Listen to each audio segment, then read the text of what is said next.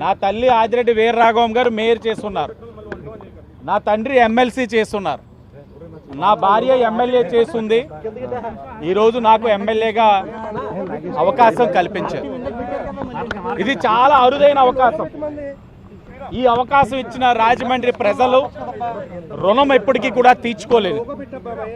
ఈ విజయానికి కారకులైన Telugu Desam party, Janasena, BJP నాయకులకు, కార్యకర్తలు అందరికీ కూడా శిరస్సు వంచి అభినందనలు తెలియజేస్తా ఉన్నాం. వారి కృషి మరవలేనిది.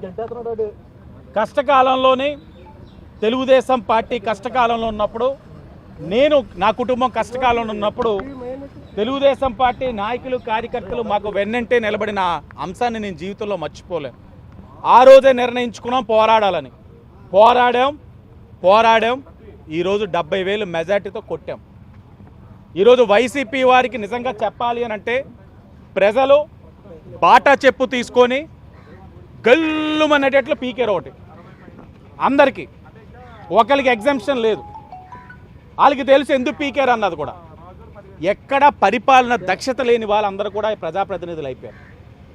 అవగాహన లేకుండా అభివృద్ధి కార్యక్రమాలు చేశారు. రాష్ట్రాన్ని సర్వనాశనం చేశారు. రాజధాని లేని రాష్ట్రం చేశారు. దానికి అన్నిటికీ ఈ రోజున ప్రజలు బాటా చెప్పు తీసుకొని గుయ్యం అనేటట్లు తీర్పిచ్చారు. తప్పకుండా ప్రజలు ఏదైతే విశ్వాసంతో మాకు తీర్పిస్తున్నారో దానికి అనుగుణంగా పరిపాలన అందిస్తాం. కేంద్రంలో కూడా ఎన్డీఏ కూటమి అధికారంలోకి వస్తూ ఉంది. రేపు వచ్చేది పుష్కరాలు. పురంధేశ్వరి గారు కూడా మంచి మెజార్టీతో నెగ్గే సూచనలు కనబడతా ఉన్నాయి. రాజమండ్రి ఒక రూపురేఖలు మార్చే బాధ్యత మేము తీసుకుంటాం. తప్పకుండా ఏదైతే విశ్వాసంతో ప్రజలు మా పైన తీర్పిచ్చున్నారో ఎన్డీఏ కూటమి, దానికి అనుగుణంగా పరిపాలన కూడా అందిస్తామని కూడా ఈ సందర్భంగా అందరికీ తెలియజేస్తా ఉన్నాం. ప్రజలు ఇచ్చిన తీర్పు వాళ్ళు ఏంటి అంటే కడుపు మండిపోయి ఇచ్చారా ఏంటి? కడుపు మంటతో పాటు అక్కడ మీరు మర్చిపోకూడదు ఒకటి ఉంది. బాటా చెప్పున అసలు మర్చిపోవద్దు. బాటా చెప్పుతో గొయ్యమన్నది మాట మాత్రం మీరు మర్చిపోకూడదు. ఎందుకంటే నిన్నటికి కూడా మా ఓటర్లు వేరేగా ఉన్నారు.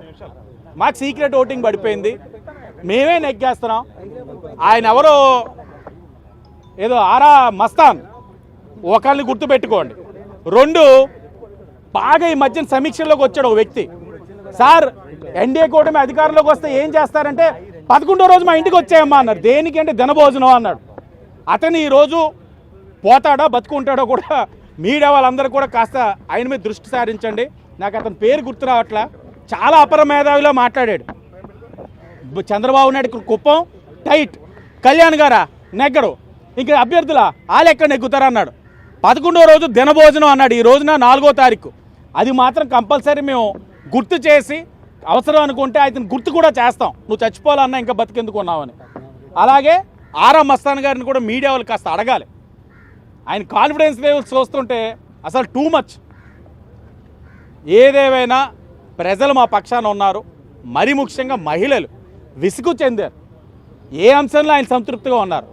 ఒక చేతితోటి ఇలా ఇచ్చి ఇంకో చేతితోటి వడ్డీతో సహా లాగేశారు. అలాంటి పరిస్థితుల్లోని వాళ్ళకి ఓట్లు ఎందుకు వేస్తారని అనుకుంటా ఉన్నారు.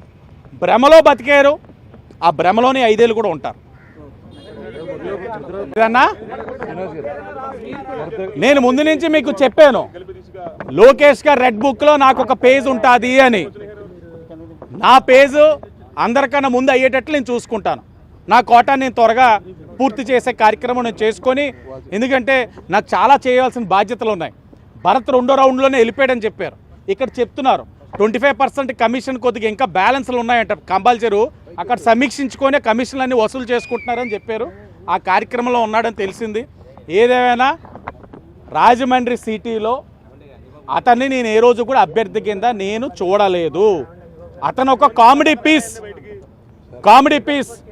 కొంతమంది వచ్చి చూడు 175కి 175 మీరు నెగ్గుతున్నాం ఎలా చెప్పేవారు. అతను ఒక కామెడీ పీస్. ఆ పీస్ అది చాలా పవిత్రమైంది. ఒకటే పీస్ ఉంటుంది ఆంధ్రాకి, అది భరతరామ్ అనే ఐటమ్ పీస్. ఈ విజయం నా తెలుగుదేశం, జనసేన, బీజేపీ నాయకులకి, కార్యకర్తలకి, మరి ముఖ్యంగా రాజమండ్రి ప్రజలకి. వాళ్ళు రుణం తీర్చుకోలేను. నా తల్లికి అవకాశం ఇచ్చారు, నా తండ్రికి అవకాశం ఇచ్చారు, నా భార్యకి అవకాశం ఇచ్చారు, ఈరోజు నాకు అవకాశం ఇచ్చారు. అరుదైన సంఘటన. దేశ చరిత్రలో బహుశా ఒక కుటుంబంలో 4గురికి ఇలా రావడం అన్నది ఎక్కడ కూడా ఉండకపోవచ్చు. For more videos like this, subscribe Big TV channel.